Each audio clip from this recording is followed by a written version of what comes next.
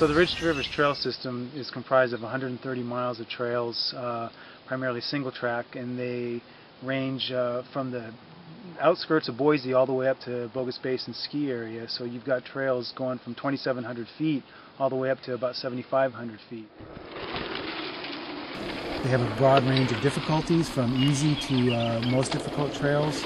Trails provide a real unique experience in that you're able to get out of the city right away, and you can be up in the lower and mid foothills where you're up in a kind of upland desert environment with a lot of sage and grass, or you can get all the way up into the forested areas and subalpine areas around Bogus Basin with much more tree cover and a lot of wildflowers to be had.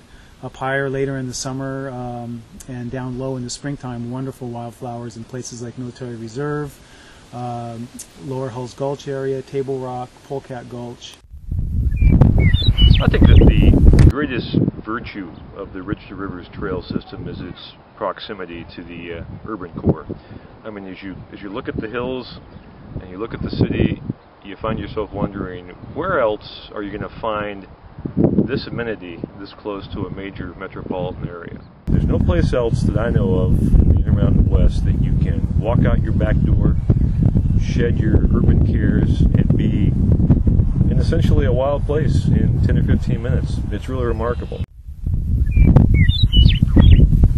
I think what was really exciting was, as we were spending the money to buy various foothills pieces, we really had a goal in mind of increasing the trails. And it went from 26 miles to now it's like over 130. And the fact that you can basically go up to the public lands, over to the city reserves, in and out of neighborhoods and pop into a different new section of the trail is fabulous. I mean, it makes it so fun.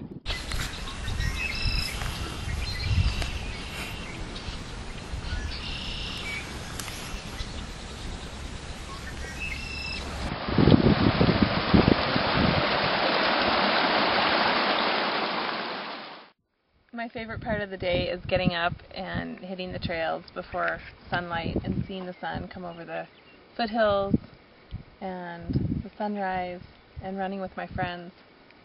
We run at 5:30 almost every morning. In the winter it's dark, and as it gets closer to spring we get to see more and more, which is wonderful. The sun coming over the hills and hitting the State House is one of my favorite shots. I love sharing the foothills with my family. Just a beautiful way to sum up our whole lifestyle in Boise. Yeah, this is our backyard.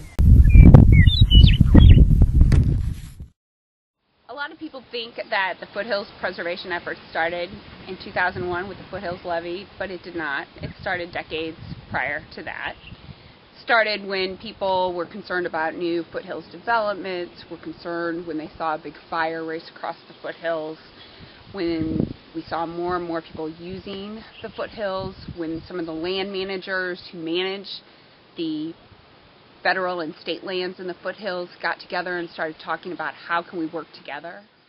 But the end-all result was the passing of the levee in 2001, the $10 million levee to protect land in the Boise foothills. And since that time, we've protected 10,300 acres of land, and we've done that with that $10 million as well as with some donations, both in land and in cash. And the value of that land, of that 10,300 acres, is $34 million. So we have leveraged, for every $1 that we have spent, we have leveraged $3 worth of land. And we sure hope that we're able to do more in the future.